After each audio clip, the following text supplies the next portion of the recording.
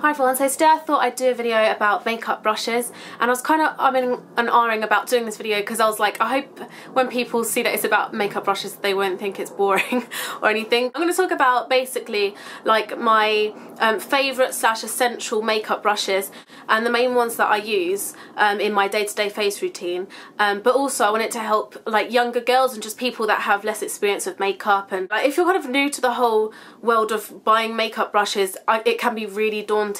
Hopefully by showing you my kind of essential brushes, it could help people that are looking into buying makeup brushes and who don't know a lot about it.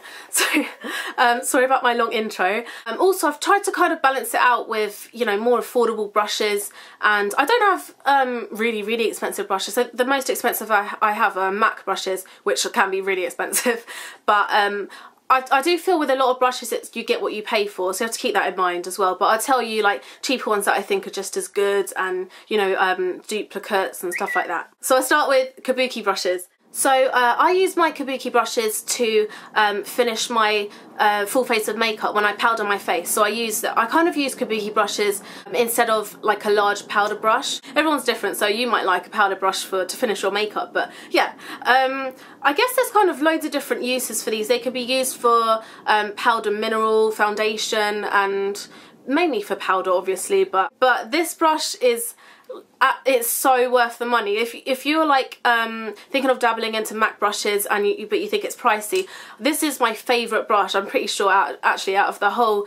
MAC makeup brush range that I would say it's definitely worth it. It's the MAC 182, so this is what it looks like.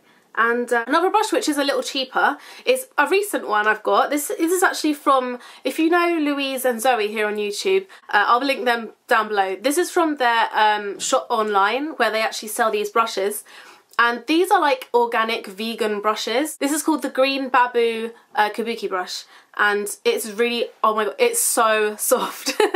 It's a little bit dirty because I've used it once after I've washed it, but I thought I'd show this as well because it is cheaper than the MAC one, but it's softer than the MAC one I think, and it's just another option for a Kabuki brush. Okay, next as a kind of essential brush that I reckon you would need if you're starting to dabble in makeup a bit more and stuff like that is a contour brush.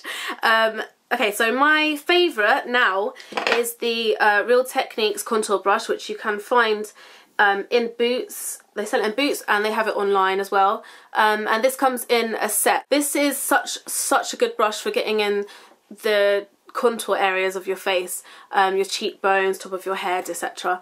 And it's really soft. Another good brush for contour would be the MAC 109 brush, which you can see is quite small, so it gets in that area as well. If you want kind of a slightly bigger one, if you like a bit more of a surface area to be covered when you're doing your contour colour, or you can use these for blush.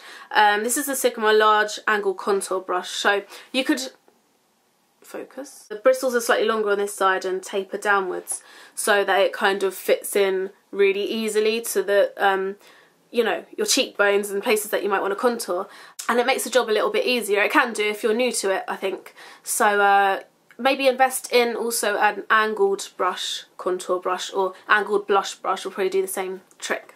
So for foundation, there's loads of ways to obviously apply your foundation. A good way to do it is simply by using your hands, but I always use a brush. I just find it's more hygienic and it just gives a better coverage, I find, for me. One that I discovered and that I had been using for years and years is the ELF ELF powder brush from ELF. I'll put the link down below, and it's the most inexpensive, amazing brush ever. I think it's about £3.50 in the UK. You can get it online. I'll put yeah, I said that already. And this is just so good for giving a really flawless finish, buffing foundation into your face if you use liquid foundation. I use liquid foundation, so I'm not sure what foundation brush might be better for powder. I think the Kabuki would be good for powder, but recently I've been using this is like my all-time favourite brush, Real Techniques buffing brush, and this is amazing. This is like the ELF brush times 20. I don't know how to explain it, but it's so good. It's so soft. It gets into all the corners and areas and it gives a really flawless finish. So this comes in the pack that the contour brush I mentioned comes in, with also some other brushes, and I think it's around £20, but it's very worth it, worth the money.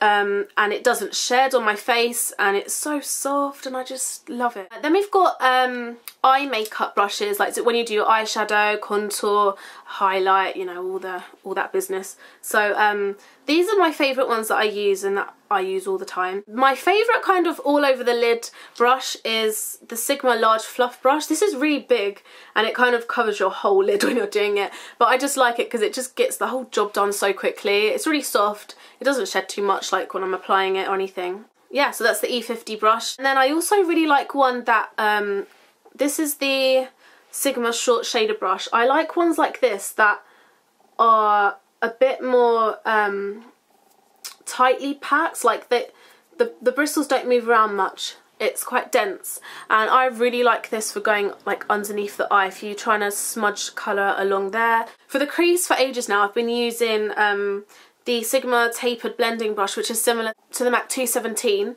but probably a cheaper option, and it looks like that. So it's kind of just round and tapered, and it just is such a good brush for like blending out and to apply colour in the crease. Another good one is the Sigma taper blending brush. I also do have the MAC 224, which is like the dupe for this, but I just thought I'd show you this. It's a little bit cheaper and they both do the same job. I also use this for blending in my concealer under my eye, so this is quite a multi-purpose brush. It's a really handy one to have. That's what it looks like.